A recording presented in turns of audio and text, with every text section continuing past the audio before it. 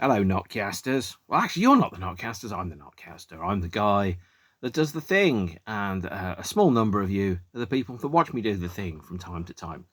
Today, it is Friday, 14th of July, 2023, and I am going to be talking about today Guns N' Roses' sixth and to date final studio album, released on the 23rd of November 2008.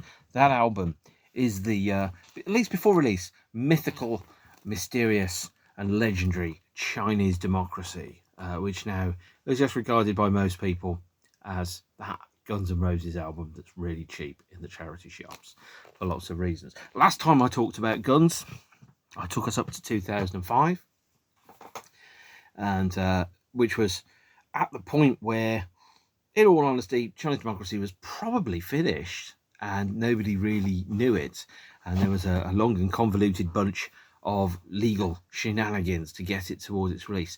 I think probably the best way to describe the album is with a question, which is it Paradise City or Paradise Syndrome? It's very, very complicated how the record got here and before its release. Quite a few things happened. 2006, the band announced that they were going to be playing some European festival shows.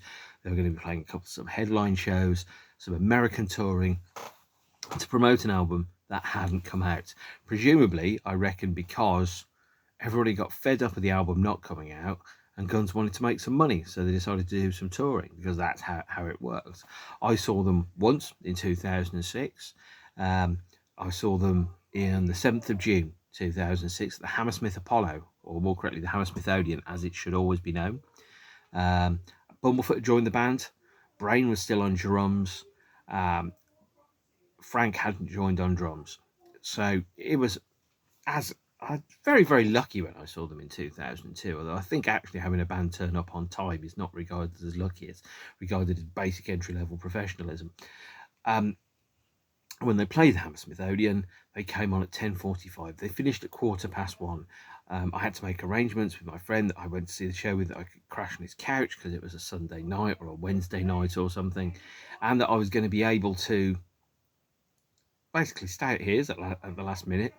Otherwise, I was going to miss the show. I was going to have to leave after Guns had been on for 20 minutes, which is ridiculous. All through the period that follows around the release of Chinese Democracy, there have been effectively three really, really big things that I think really affected the band and the album's commercial performance. One of which is the lack of media presence. There were next to no interviews around the release of the album. There were no singles, there were no TV appearances, no radio broadcasts. It was over a year after the album came out before the band played their first post-Chinese Democracy show. There was no shows in the year and a half before the release of the album and a year after the release of the album, and that really, really killed it. So imagine if Guns had started their Use Your Illusion tour in, let's say, May 1993, and they'd done no singles. That's pretty much the position we were in with Chinese Democracy. I think the second thing is media blackout. If Guns had appeared on, let's say, talk shows in America, and they'd done 1-2 songs, and they played the arse off those songs, and Axl had done interviews on television, people would have bought the records, but there was no promotion in any tangible, meaningful way. And the third thing, which I think really, really hurt the band, was late stage times. Even people that had liked the band but not seen them, and I remember sitting opposite somebody at work about 10 years ago who saw them in 2012 at the O2 Arena, said, "He's a wanker, I'm never seeing the band again." I was like, "But you like Guns?" I was like, "Yeah, but I hate him." They turned up late. I was stranded at the O2 Arena at 1:30 in the morning. I needed to pay 50 quid for a cab to get home, and I shouldn't have been. And I'm knackered. This was the day after the band had played the show in London, and I was at work. I decided not to go and see the band play at the O2 Arena in London in May 2012 because I could go and see them in Nottingham on a Saturday night, which was cheaper. It was cheaper to do that, get a hotel in Nottingham, and see them at a weekend where I wouldn't have to have any time off work than it was for me to go to see them in London. And so I think you do that, hundreds of shows in a row, people are going to stop turning up. And by the time that we got to the end of when they were playing Nottingham, They played the Arena, big venue, 12,000 people, full before the band came on stage. By the end, they were playing Paradise City, 1:15 in the morning in Nottingham. And I looked around and there was like 1,000 people in the venue and 9,000 people had left. And that was the last time I saw Guns live, because I was just like, I can't do that anymore. I absolutely can't. I have things that I have to do with my life, and I can't ditch everything just to go and see a band. I've got other stuff going on. So that's probably the three areas in which Chinese democracy really, really fell over. And well, it's fair to say this album was a commercial failure. So 2006, band start playing live shows again. Buckethead is out. Bumblefoot, Ron Thal, has joined. Saw them at Hammersmith. When they were on stage, incredible show. Absolutely brilliant. Loved it to bits. Robin is and was a great choice for lead guitarist. Bumble, great choice as well. In fact, that lineup felt really, really solid. And Brain was doing a great job on drums. And one of the early shows on the tour was broadcast on television. And also, this is an unofficial DVD, Live in Lisbon 2006, that features the lineup which I saw playing live. And great show. But then a couple of weeks later, Brain became a father, and he stepped away from the drum stool, and a guy called Frank Thunderchucker Ferreira joined the group on drums, and he's played drums at almost every show ever since. And he's a great drummer, very different from Steve Adler, very different from Matt or Josh or Brain, but a great drummer. And the European shows and the US tour was, I think, affected by a couple of things. All the shows were late. Even playing Wembley Arena, they came on at 11 o'clock at night. There were private shows, competition winner shows that you would do if you were playing to, a fashion show or something. And to me, as a fan of music, the very antithesis of music, because music should be an accessible form of art that's available to everyone, which means live shows should be something that people can and should be able to go to. Imagine your favourite band are playing in London tonight, and they're playing to an invited-only audience of people at a fashion show, most of whom have never actually owned a GNR record, let alone have any idea what they're actually watching. Or the fact that, let's say the band play You're Crazy, which they don't play that often, and they're playing it to 200 people, and people are just like, yeah, I'm bored. Play November Rain, I'm not interested. And it's like, why? Unless it's money or fame. And I think you could play to stadiums.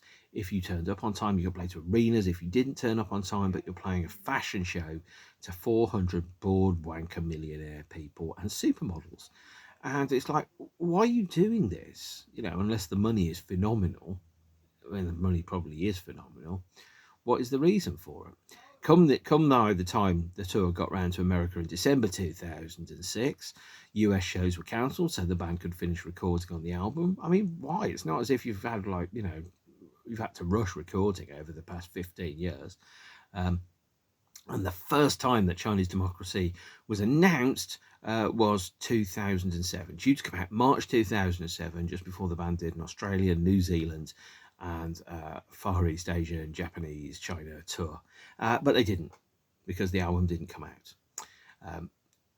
The band's lineup had been pretty solid, really. I think that nobody really believed that the record would come out. There were a series of leaks that came out throughout the lifespan of the album, and I talked about those a little bit briefly, but I think it's probably best if I go into the details around what the timeline, the chronology of the leaks, is. That in 2006, a version of Better was shown in an advert for a day, and then it disappeared. And there were some demos of tracks like, I think, let me see what came out in 2000. IRS, Blues, There Was a Time, Catcher in the Rye was leaked.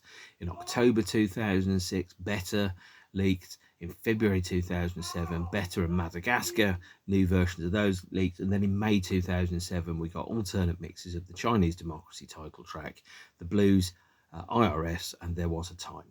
So before the release of the album, we had about 8 or 9 songs which had been surreptitiously leaked to the internet unofficially. We had a lot of procrastination during that period. So during the recording of this album, Guns went through 14 studios, 3 drummers, 5 guitarists, and 2 bass players. That's a lot of people. They had a risk, and the risk was that Guns had taken their philosophy as being what was written on the back of this T-shirt here: freedom through musical integrity. The idea was that they were chasing an ambition. It's a laudable ambition to have, is to make the best rock album of all time. And the problem is, when you say to people, I'm going to make the best rock album of all time, it doesn't matter how good the album actually is. It's going to be a failure compared to what your ambitions and aspirations for it are. As an album as it is, Chinese Democracy is, in my opinion, it's a masterpiece. It's fantastic. It's my favourite Guns album. It's an album where complete control was the only aim. It was to make the best record ever made, and any record would fail that aim. But it's an album that's steeped in perfectionism, performative anxiety, which prevented release. Yeah, people were unable to let go of the record and go, it's finished. There are lots and lots of mixes and alternate versions, and it's really difficult to tell which one of the mixes is the best one when you've got 14 different mixes of a track.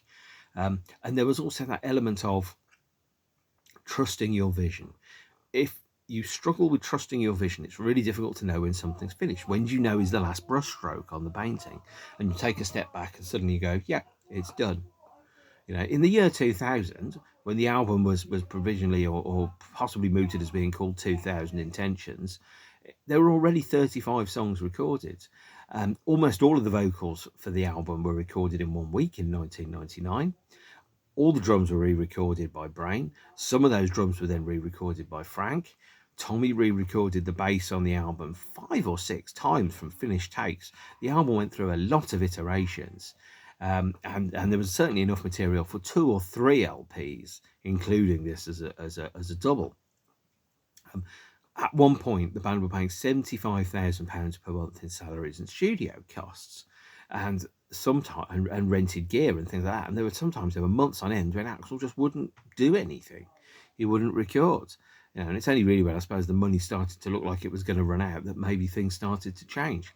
By the time we got to 2001, there were 48 complete songs. There were 60 that were in development. There were 39 songs that were leaked in various forms. And the last bit of writing for the album, by the way, was in early 2002. Richard Fortus wrote the chorus for Better. After that, nothing else was written, which means apart from the 2 songs which have been released since then by the new lineup of Guns in 2021, there hasn't been a Guns song in 21 years. Make Kraftwerk look busy. There were cancelled tours in 2001. I had tickets to see them at the O2 Arena or the NEC in Birmingham, and in London as well at Wembley Arena and at the Roskilde Festival. In the end, I got The Cure instead of Guns at Roskilde, so it turned out not to be a bad place to be. Probably would have enjoyed the show more, but that tour was cancelled. 2004, the band were due to play shows in Europe. Those were all cancelled as well. And we just had this kind of slow drip feed of steady bits of information around the album, which made it really, really difficult to work out what the hell's actually going on. I think the other problem that there was is that it would become really, really difficult, especially if you're at that degree of fame and being rich, that perhaps you difficult to trust people, because you can think everyone that you meet knows that you're Axl Rose or that you're in Guns N' Roses, and Guns N' Roses are one of the biggest rock bands in the world. The band are quite secretive. Nobody really knows who's doing what or what recordings are being made there. You end up questioning your friends. Every time you meet somebody, you go, are you talking to me because I'm a guy that's rich that's in a band, or are you talking to me because you like who I am? Really difficult to have genuine friendships, I think, in situations like that. You end up trusting the motives of everyone that you ever meet, and it's really difficult to have a successful, meaningful set of relationships with anybody if you end up second guessing how everybody thinks and acts. What do you want to do? Who do you want to trust? Can you trust anybody? It's a difficult place to be, and you end up with a record that is very, very dense and very clearly fueled by enormous therapist bills. All the lyrics are haunted by images of demons and lies, forces that aim to bend and control and force coercion and power over you. Hence the statement about freedom through musical integrity. And there was a quote from Axl in 2008. He said that the album is a miracle in almost each and every way that either it or I exist. That forces have tried to, in his opinion, destroy Guns N' Roses as a meaningful band, either by trying to force a reunion with Slash and Duff and Izzy, or by trying to control and manipulate him through incorrect information, obscurities, half-truths, lies, or whatever. It really is an album that seems to have been created almost solely through the pure force of will and determination, or as the lyric in Better says, a broken heart provided the spark for my determination, and all that I wanted was to know you better. And that was the thing that made the album happen, really. I think was this determined, persistent vision to say, I am going to make an album. It's going to be fucking mega. I'm going to have brilliant guys that play with me. We're going to make the best album we possibly can. May not have been the best album ever made, but it's certainly the best album that I think Guns could have released at the time. So we go through that and we get to 2007, and finally Dr. Pepper say a free Dr. Pepper for everybody if Chinese Democracy is released in 2008. And then Chinese Democracy is released on the 23rd of November 2008. I can't believe it. Proper Victor Meldrew stuff.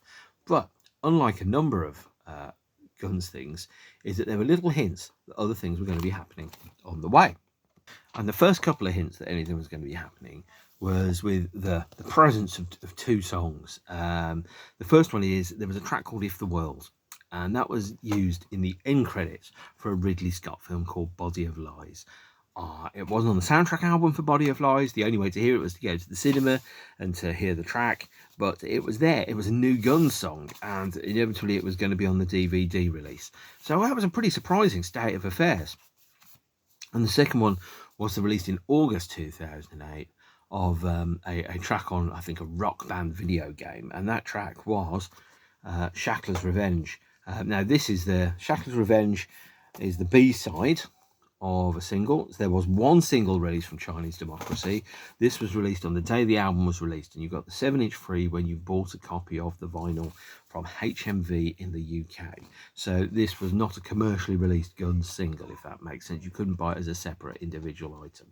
And this is the title track from Chinese Democracy, backed with Shackler's Revenge on the B-side. And just looking at Chinese Democracy itself, by the way, it's got a fantastic opening. It's got this long, heavy, ambient intro that's about 1.5 minutes long. And of course, that's going to be the first thing. If you're a radio programmer and you're going, well, let's hear the title track to the new album by the Guns N' Roses, Chinese Democracy, you end up with a 1.5 minutes of ambient music and atmospherics before the song suddenly kicks in. And you're going to go, nah, I'm not going to do that. I'm going to play the new track by Metallica because it doesn't do that. But on the B-side of the Chinese Democracy single is Shackler's Revenge, which was also on the album. Guns were never a band that were particularly prolific when it came to B-sides, so this was the only single that was released from the album.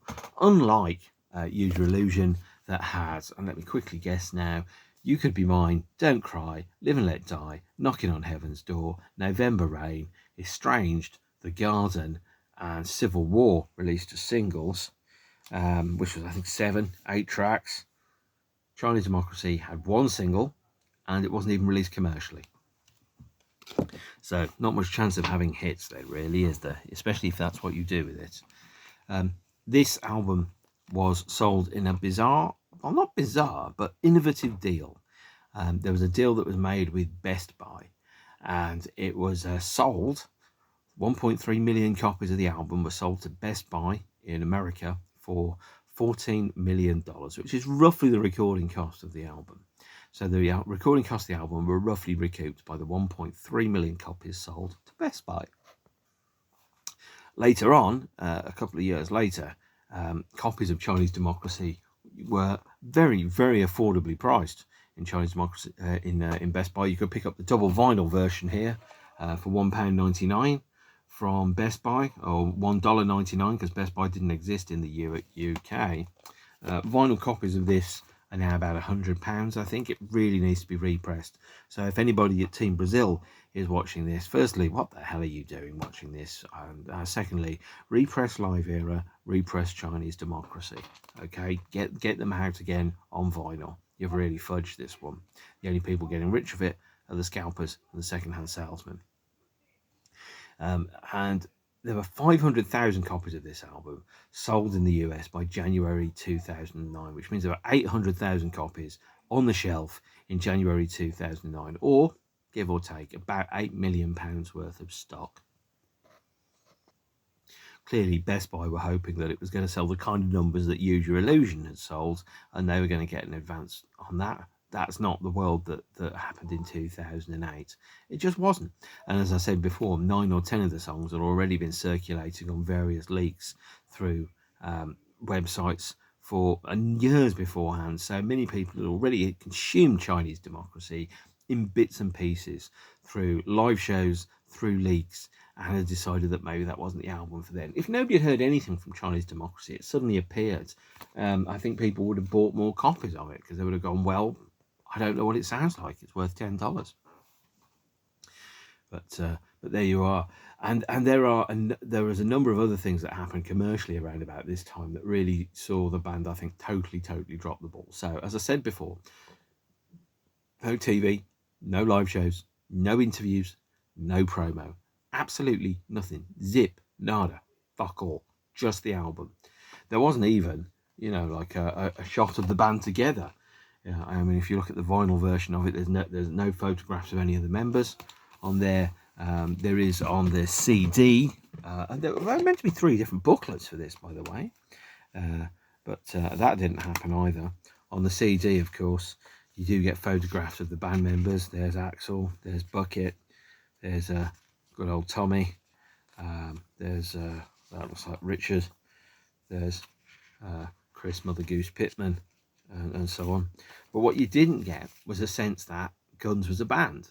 You didn't get a sense when this came out that it was anything other than a brand, actually, and there was very little in the way of brand recognition. So we start with the album itself, title track, side 1, track 1. We're going to go old school. We're going to go through the LP. Side 1, track 1 is the Chinese Democracy title track, first performed live at the Las Vegas House of Blues on the 1st of January 2001. Last performed probably last week in Zurich or Gothenburg or somewhere, I don't know where exactly. And the only single released from the album. I think Chinese Democracy as a title track is absolutely phenomenal. There are very few songs on this album I don't rate very, very highly.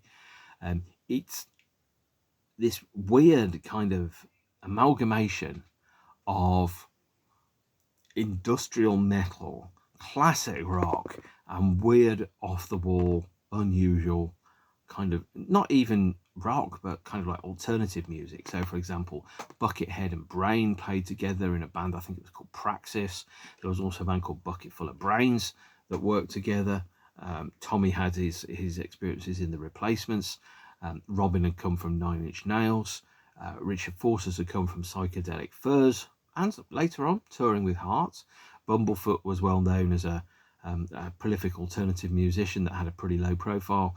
Buckethead was busy releasing, I think he released 100 albums in 1 year. He's a very, very busy man, but does very, very unusual music. In fact, the whole thing just seemed really, really weird in terms of what Guns N' Roses was.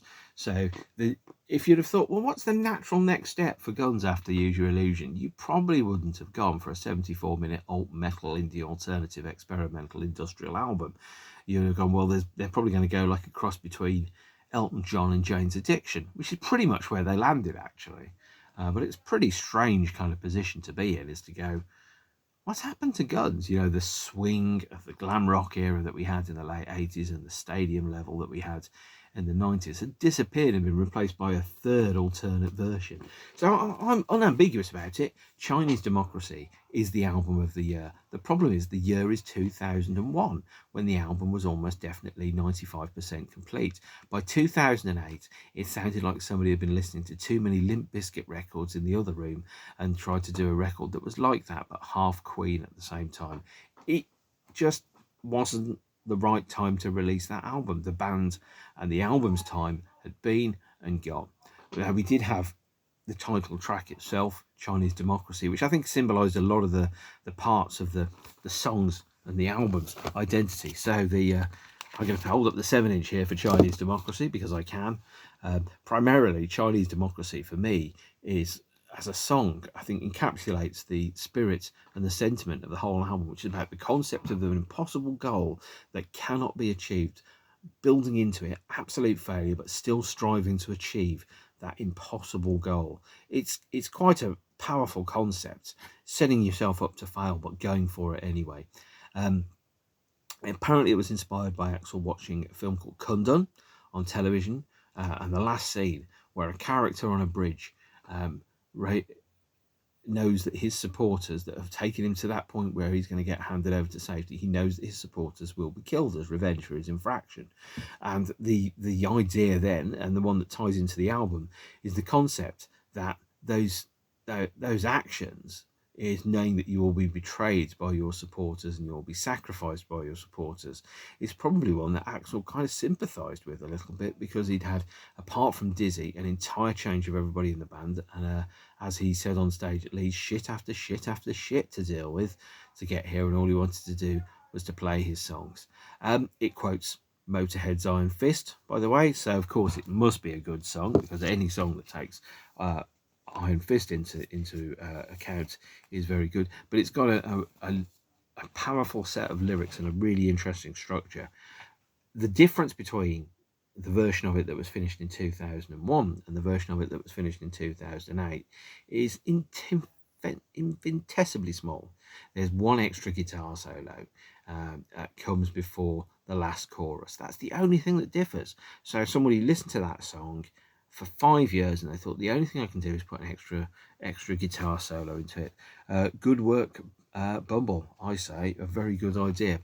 But the lyrics to the track, like a number of things, are only on the CD booklet for Chinese Democracy, and the lyrics are pretty exciting actually.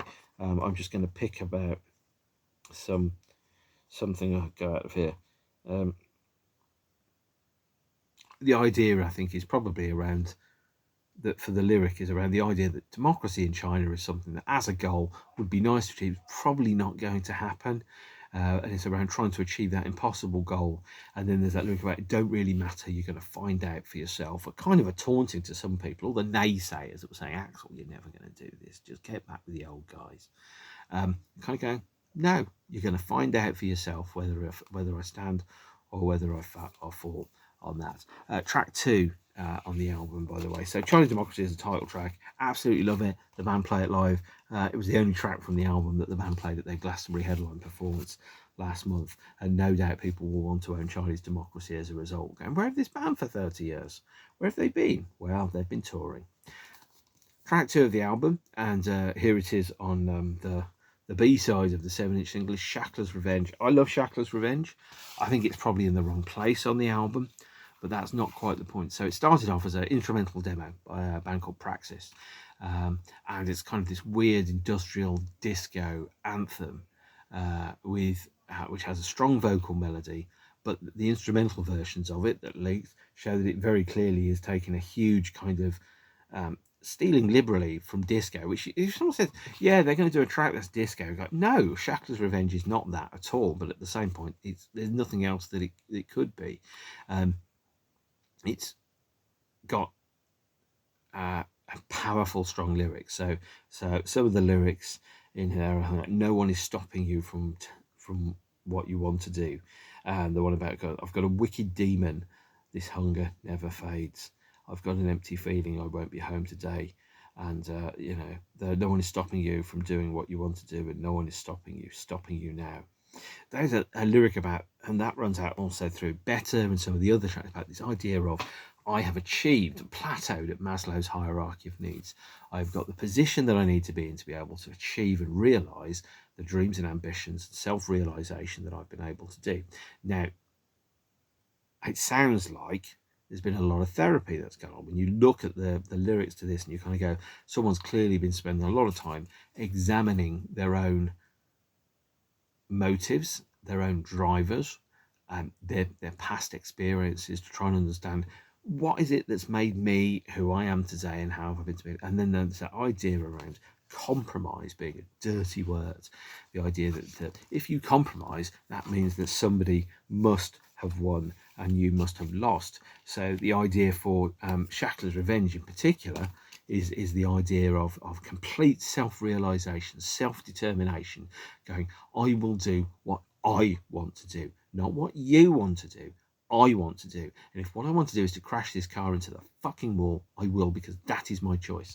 And, you know, especially where you've got somebody who possibly could have demand avoidance syndrome or something like that, is that idea of self-determination above all other things is incredibly important. When you're dealing with I can't remember the word for it now, the psychological concept around parental demand avoidance syndrome, I think is what it's called, is around automatically proving to other people that they do not have power or control or influence over you. Seems to be pretty much the prime and dominant motive for this album. It doesn't matter what I want to do. What matters is that I want to do it and that I will do it. So even the release of the album might potentially have been a compromise, for example. Track 3 on the album, and one of my favourites, is Better. And Better is the third track on the album, the most obvious single, the hookiest thing that's in there. It was apparently released as a single, although not really released as a single, but you know, that serviced to radio on the 17th of November 2008. I think it was co-written with Robin Thicke. Let me quickly check. Yep, Rose and Thicke there. And it's a phenomenal track. It's got some great lyrics in it. It really seems very, very clearly to be a song about not just self-realization, self-actualization, but seeing other people for what they are. So there's the lyric which goes, sorry about that, I've got an eyelash there, is around that chorus, around a broken heart provided the spark for my determination, is one of the lyrics.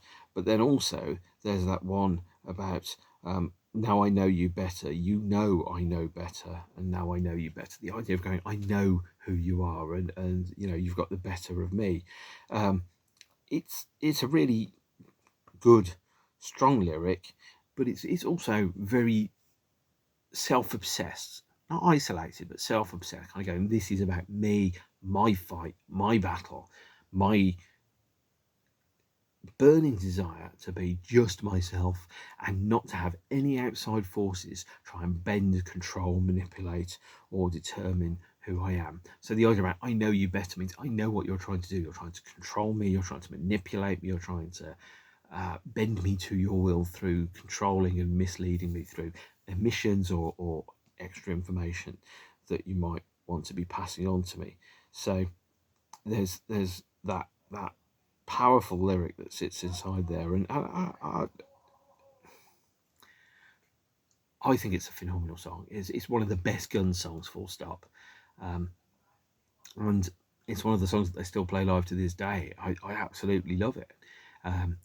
It's like the rest of the album it's a statement of independence and determination, and maybe that's one of the reasons why I'm drawn to it, is because it's so very, very clearly utterly self-possessed and self-determined and self-controlled, and going, no matter what you try to do to manipulate, control, or influence me or destabilize me, I'm able to see through your lies. And there's, you know, the other set of lyrics around the album were clearly around the end of a romantic relationship and the loss that comes with it. You think about the great breakup albums of all time. Chinese Democracy is a phenomenal breakup album. It's something that people don't really talk about. They don't really address it. Clearly, whoever hurt him is somebody that has really shaken his world to the core. I had a very bad breakup at one point in my life, and I had, that element of before and after, and the version of me that's after could never go to the version of me that was before, because I've changed and I'm different. In psychological terms, I've mentioned this before, it's enduring personality change after catastrophic event, EPACE. And the idea is that the version of me, or the version of him that exists after this album came out, after that breakup happened, was kind of glued back together, reformed himself, much like Guns itself is an idea of going, I'm going to survive this. Whatever this is, I am going to endure, I'm going to survive, no one is going to break it or break me. It's a powerful kind of concept that sits within it. And there's, on one part, the songs generally tend to focus on one of two things. The first one is the idea of self-control, self-determination, self-actualization. The other one is around betrayal, confrontation, and manipulation, around someone who hurt you, betrayed your trust, did something to you that was really very, very bad indeed. And so when you have a lyric like, it's called Street of Dreams on the finished version of the album, that for a long period of time it was called The Blues, is that lyric around the choruses. And so I wander through my days trying to find my ways to the feelings that I felt I saved for you and for no one else. And as long as this road seems, I know it's called the Street of Dreams, but that's not stardust on my feet. It leaves a taste that's bittersweet, that's called the blues. It's about that knowledge of knowing, even at the moment when you're at the peak of your life and you're going through an amazing experience, you know that what goes up will always come down. There's that knowledge that what's happening is something that will not be permanent as a state. And then there's that outro bit where he goes, and what this means to me is more than I know you believe what I thought of you now. And had I thought was true before, where lies I couldn't see, what I thought was beautiful is only memories. It's total tear your heart out and throw it on the floor, desolation type level lyrics. Very powerful, very strong, very emotive, and you kind of go, that's a guy that's had his heart broken. And sometimes when you listen to songs by people and you kind of go, yeah, that's an abstract concept that you're talking about. That's not something that you've experienced. I think, for example, some of the early Bowie stuff, some of the early Blur stuff, it was like almost third-party observational activity where you're kind of looking at that and going, you don't believe that. That's something that you've seen on television, that you haven't really had your heart broken. By the time you get to something like No Distance Left to Run, for example, or you get to something like I'm thinking about Amazing by Bowie, and you kind of go, that's somebody that's really experienced that in real life, because there's a sincerity in the lyrics which you can't fake. But by the time you get to this album, you kind of very clearly go, somebody broke Axl's heart, and whoever it is has had an enormous effect upon him. And you think about, some people are just, and this is not a criticism of them, some people are just no good in relationships. They just aren't. That's who they are. Is they're better off not being in a relationship. And then you kind of go, yeah, but you must have gone through something pretty catastrophic to get to that realization that maybe being in a relationship isn't the person that you think you are, or the person that you intended to be. That was a version of you that you were trying to find out whether it was you, and it wasn't really you, and it's not really you. And sometimes when you go through that and there's a breakup, there's also an element of going, I have learned from that. You kind of like cover your heart in like a protective armor, like a shell around a crab, or barnacles is probably the way I describe it. It's a protective kind of coating so that no one can get to you. If you split up with somebody and you've lost near enough everything, you're going to be very, very wary about trusting another human being again, because you don't ever want to be in the position where you're so exposed and vulnerable. And that's something which comes all the way through almost every track on this album. Track 5, for example, If the World, there's a lyric where Axl sings about you've got the best of me, and that is a wonderful word because it works on two levels. First one is about you have got the best of me, you've got the best version of me that there is, but you've got the best of me, you've defeated me, you've overcome me, you've you've won, you know. And sometimes when people split up, there is that element of having to win, isn't there? Whether it's a race to get another partner first or a race to appear happy. And yeah, there are sometimes people that when they split up, they're making a really big deal. Oh, I don't need that dead weight. I'm totally free. I'm mercifully free of the shackles of a relationship. And you're overcompensating here. You're trying to prove to everyone that having your heart broken was what you really, really wanted to have happen. And it's like, that's not really what we wanted to have happen. So you're trying to from a degree of ego and a degree of pride, is to say to everyone, no, I really, really did want to be single. And you know, I split up with somebody, and that somebody made out that the split was the best thing that ever happened to them. And how could they have possibly hung around with someone like me, because I was just dragging them down? And at the same point, I was kind of thinking, I think you're probably overcompensating there. That, you know, you're actually, what you're trying to do is to try and turn a situation that perhaps you didn't necessarily want into something that you're pretending to everyone else that you're wanting, so you don't have to lose face in front of other people of having something that is not the case, or something that you didn't want to have happen has happened. So If the World, track 5 there, appears, as I said, in the Ridley Scott film Body of Lies, is, I think, a great song, and it has some really interesting concepts around it. Partially it's written from the point of view of somebody going, I can't believe that I've met somebody, and at the same point going, you know, if the world was to come to an end today, with all the dreams we had would all just slip away, you would know that there is nothing more to say, and our love has slipped away. And it's a good song. It doesn't sound like Guns N' Roses. Instrumentally, it's got this weird flamenco guitar line. It's got this unusual kind of stuttering rhythm. If you'd have listened to the instrumental version of it, someone said, that's Guns N' Roses, you went, that bloody well isn't. I don't know who that is, but that isn't Guns N' Roses. It sounds like a weird Nine Inch Nails. And it probably is a weird Nine Inch Nails in some respect, given Fink's role in the band. Although it was written by Axl Rose and Chris Pittman. And Chris Pittman being one of the members that left the group in 2016 when they'd announced the shows that were going to take place, the reunion shows, when Slash and Duff came back into the band. Track 6, There Was a Time. One of the most bootlegged of the songs. Leaks of it came out. They played it live in 2006. They've played it live quite a few times since then. And I think There Was a Time is one of the high points of the album for me. It's got this phenomenal solo, and I don't even know who played the solo, actually. I'm guessing Buckethead, but I could be wrong.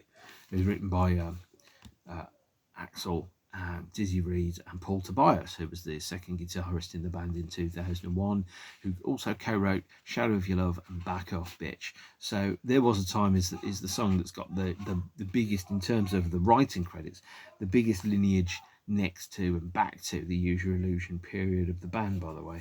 But it's a great little song. It has this wonderful call and response backing vocal between Robin Fink and Axl. Robin's singing voice is never given enough credit.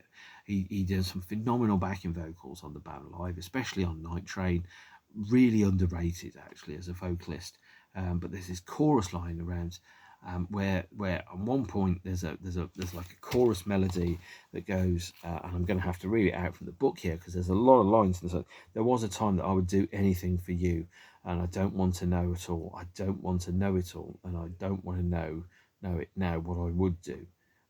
And then there's a kind of like a second chorus vocal that flies in over that of Axl duetting with Robin, and it's wonderful. And then there's this huge orchestration that kind of falls into the track, which brings the whole song to a climax. It's just such a wonderful song. I think, again, it's one of the best Guns songs there are. And then there's also that lyric I was talking earlier around. All the songs are around either self-actualization and self-reliance, or having your heart broken.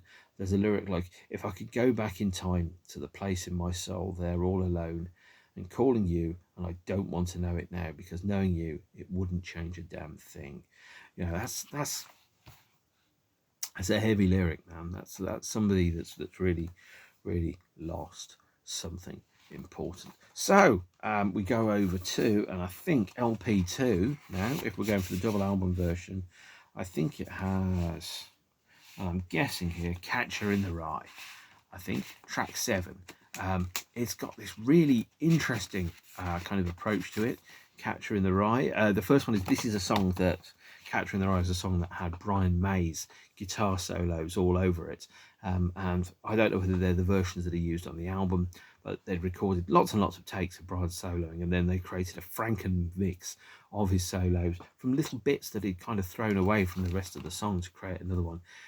It's a really good track, but it's a strange one indeed, because as a lyric, it just kind of, what Axl's doing with the lyric on the album, on the whole of the album, is he's kind of hinting at something enormous without actually saying what it was. It's all kind of talking about feelings and ideas and things like that, as opposed to talking about tangible, real events. And you kind of go, well, what actually happened?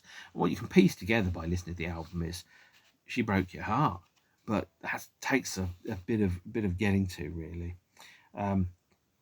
And by the way, Catcher in the Rye was written by Rose and Tobias again. So again, the writing there is the same person, or the same people that wrote Back Off Bitch and Shadow of My Love, Shadow of Your Love, which is an interesting way of looking at it.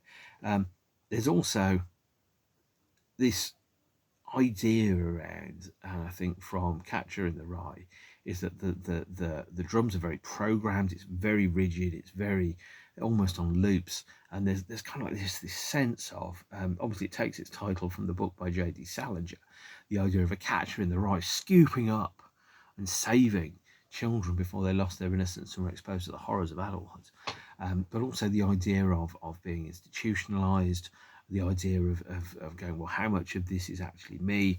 What is my psychological point of view around certain things? There's a sense of, certainly part of the pathological demand avoidance syndrome is kind of hinted at in Catcher in the Rye as well. This idea of, I absolutely have to do what I absolutely have to do, and absolutely nobody can tell me what I have to do, because I will only ever be one thing. I'll only ever be myself. The idea of possibly people were starting to, because there wasn't much talk about mental health or health conditions at that point. The world seems to have come on and been far more articulate in talking about health and mental health since then, but there's still a stigma around it. There's still a sense of people, especially when they say terrible things on Twitter and they get found out and they go, oh, I was hacked, or I was having an episode or something, is using mental health as an excuse for clearly shitty behaviour. And you could argue that with the continual lateness of coming on stage, Axl was actually resenting having a position of influence and a position in his job, which literally 10,000 people in that room would have been happy to have done, but still resenting the fact that he has to do anything. Because, as someone once said when they were talking about Syd Barrett, is the moment that you decide to start to go anywhere is the moment that you actually start to limit your possibilities. Because if you don't go anywhere, you could go anywhere. But as soon as you start to go somewhere, you're closing off the possibility of going anywhere else. And there's an element of almost kind of going, well, actually not wanting to commit to certain things, either through perfectionism or through performance anxiety or through pathological demand avoidance syndrome. That sense of, as soon as I start to make decisions around what I want to do, is when everything starts to narrow. And sometimes it's really, really difficult to let go of things when you're working on them creatively. Which brings us to track 8, Scraped. Not played live very often, but I think it's very good, actually. Scraped is to me one of the songs that's got the biggest influence from Bumblefoot on. Let me just quickly check the writing credits of Scraped. Okay, so it is Rose, Carol, Brain, and Scaturo. So Carol, by the way, being Buckethead. No, it isn't actually. It's just Rose, Costano, and Carol. So there's a bucket there, I think. And I think Scraped is a great track, actually. Absolutely love it. It's got this, it's like Shackler's Revenge in so much as it's got this, it occupies a world that's not rock, it's not disco, it's not anything, but it's kind of very groove based. You can really hear the Prince influence in Scraped. You could imagine him actually singing it, but at the same point, you imagine, Prince a small motherfucker with a high voice singing, "Don't you try to stop us now, I just refuse," etc. But there's, again, the lyrics are very clearly around self-identity and self-actualization. The idea of, sometimes I feel like the world is on top of me, breaking me down with an endless monotony. And sometimes I think that all things are possible. I am unstoppable. I am here to tell you you're worth more than they tell you. Don't try to stop us now. And it's, I don't know, I just love it. It's difficult to articulate why. Again, it just has this heavy groove, which absolutely works. You can imagine it slotting right into Prince's Chaos and Disorder album, by the way, which I absolutely love. Prince, I love Chaos and Disorder. I think it's a really strong album. I'm one of a vanishingly small number of people that really rate Chaos and Disorder, but that is okay. And then we have Riyadh and the Bedouins, which I think I saw the penultimate time Riyadh and the Bedouins was played live, when I saw them at Docklands Arena in August 2002. Incredible gig, absolutely loved it. But Riyadh and the Bedouins is just again, it has that kind of wonderful, heavy, almost punishing, half kind of industrial metal, half funk groove around it that nobody else has ever really done, to be honest. Written by Rose and Tommy Stinson, by the way, and has this lyric around being caught up in lies no one could tell, and being the only person that's able to see through a web of lies that's been kind of wrapped around you, to the point where it's so convincing that it feels like it could be a reality. It's a strange song. There's, again, all the lyrics are hinting at something around control and coercive control and influence, and trying to manipulate a reality to bend it to your will. And it's about that absolutely fervent determination to be honest to oneself in whatever form that honesty comes. Great song. It has a crushing riff, absolute banger live. I wish they'd play it live more often, but they don't. And then we have track set 10, which is Sorry. Sorry, I think it's just a funny song. It really is. Sorry is written by Rose, Bucket, Brain, and Scaturo again. I don't know who Scaturo is. I presume it's an audio engineer or someone. And has this really funny little lyric where he says, you like to have me jump and be good, but I don't want to do it. And that line about I don't want to do it is sung in an accent, because it can, kind of like putting speech marks around your own voice. And then it's got this heavy, chunky riff where he says, "I'm not sorry for you," or was it, "I'm not sorry for me, I'm sorry for you, and you don't know who in the hell to or not to believe." And again, it's all around not defining a version of reality that works for you, and saying that's the version of reality that's real, that nobody else necessarily really thinks about. It's the version of me and the version of my reality that exists in my head. And no matter what happens, you can be this far away from somebody, and they're going to experience something very different to you, because they're in a slightly different place. They're outside of you, you're inside of you, and that's the only you that there's ever going to be. IRS, track 11, last track on side 3 of the LP. I don't really like IRS, I'll be honest. It's the most conventional of the songs on the album. It's got the least drama, it's got the least tempo shifts. It just feels like a pretty good Guns N' Roses song. I can see why they played it a lot, because it was probably the nearest bridge to the land between illusions and Chinese democracy, but it's not a classic. It's okay. Would have been a quite good fourth song, I think, fourth single, but yeah, not great. Right, track 12 is Madagascar. This is my favourite Guns N' Roses song. It's one of my favourite songs of all time. First time I heard it, was played live at Rock in Rio in 2001. It was broadcast on the radio. I had a copy of the radio broadcast, and I was like, this song is incredible. It's mind-blowingly good. It's my favourite Guns song by 1,000 million miles. In fact, so much so that I wrote a novel called iPod, and it was the sentient thoughts of an iPod in somebody's pocket during a terrorist attack in London in 2005, which I wrote for NaNoWriMo. If you remember NaNoWriMo, National November Novel Writing Month. And it was, in my opinion, it's in my favourite Guns song by 1,000,000,000 miles. It's a parable on identity. It's a parable on gaslighting. It's around the nature of reality. It's around being able to follow your own path, being true to yourself, being able to cut away the things which are false influences in your quest for control. And there's just this wonderful kind of section in the lyric, which is around, I've been left so far out from the shore that I can't find my way back anymore, and I won't be told anymore that I've been brought down in this storm and left so far out from the shore that I can't find my way back home. Forgive them that tear down my soul. Bless them that they might grow old, and free them so that they may know that it's never too late.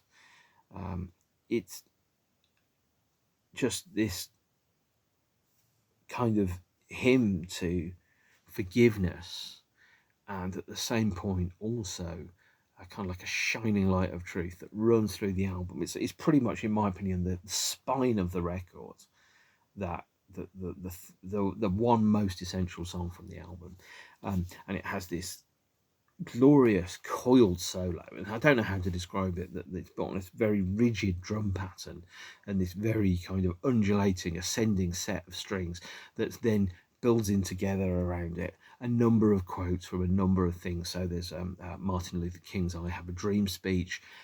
There's Michael J. Fox in Casualties of War talking about the power of responsibility. Everyone's acting like we can do anything, and saying that it doesn't really matter, but maybe it matters more than we ever know.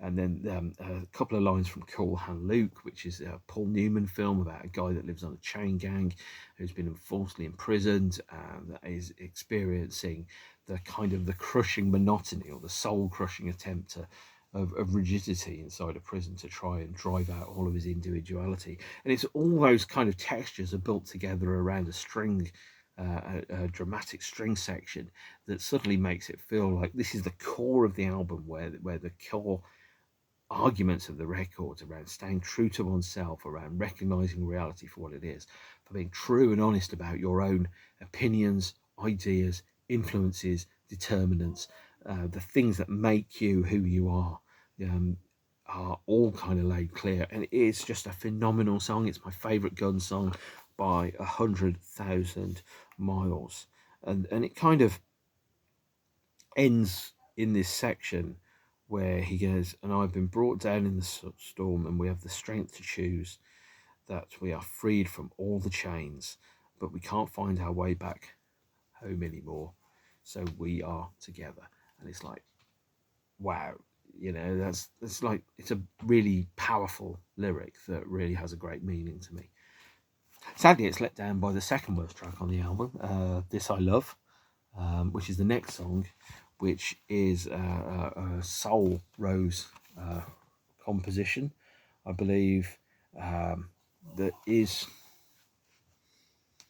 it's about relationships, and it's the closest thing to anything off Use Your Illusion that there is on the album. There is an incredible solo by Robin Fink. He plays his heart out in it, and the song's absolutely fine, but it feels to me a real letdown after Madagascar. And then the last song on the album, track 14, is Prostitute. Not a great name for a song. I thought it was called Misunderstood. And Prostitute is an idea of, again, this idea of this around prostituting yourself to be something different from what you are in order to make money. And there's this this idea of going, hang on a minute, it says, ask yourself, why would I choose to prostitute myself to live with fortune and shame when you should have turned to the hearts of the ones that you could not save? The idea of going, if I'm doing this for money, the motive isn't pure enough. Which, by the way, when you're bloody loaded and having loads of millions of quids in the bank, is an absolutely fine way of looking at the world. When you're, gasping from month to month on a paycheck, and we're living in a cost of living crisis, completely understandable why perhaps you might want to prostitute yourself, because the alternative is not eating and not having anywhere to live, which is pretty rotten. And that is Chinese Democracy, the Guns N' Roses album from 2008, which is, in my opinion, it's a phenomenal record. It's one of my favourite albums. I absolutely, really rate it. It's such a shame that this album hasn't had the recognition that it deserves. It hasn't had the either commercial or critical reevaluation. I think it's one of the best albums in the genre. It's certainly the best Guns album. It's a meaningful record to me around times when I was struggling with the battle between who I have to be and who I want to be, and what I have to do in order to be who I want to be, and doing the things I have to do so I can end up doing the things that I want to do. And it is ultimately a great shame that this version of Guns only released one album. There were apparently plans to release a remix album in 2009. That didn't happen, although the remixes are circulating on the internet. There was a plan to potentially release a second LP in 2013, and that was deferred in the favour of touring. And then there was some talk about potentially a third album in 2016 that was going to come out. That didn't happen either. So it feels like we've lost a couple of albums in the way, because ultimately the release of Chinese Democracy was botched. It came out at the wrong time. There was no promotion, no live shows, no TV appearances, no media, nothing. Just an album stuck on a shelf with nothing behind it, apart from maybe a month later Axl doing some Q&As on fan sites to try and answer questions from fans. And to me, it really feels that it was a fumbled opportunity. You know, if Guns had stuck the landing when this album came out, if they'd done TV shows, done live shows, done interviews, gone on the road, released singles, things could have been very, very different. But it almost feels that the wait for this album was so long and so big that when it was finally released, it could never be anything other than a crushing disappointment, simply because, having waited 17 years for the album, no matter how good it is, it's never going to be as good as the version you want to hear, because in 17 years, that's an awful long time, isn't it? And if you can't write 14 good songs in 17 years, which, by the way, they easily wrote 14 good songs in 17 years, you can't, it's not worth the wait. The weight of expectations crushed Chinese Democracy. It could never live up to its ambitions of being the best album ever made. It's the best album GNR could have made at the time. I think it's a very, very good album.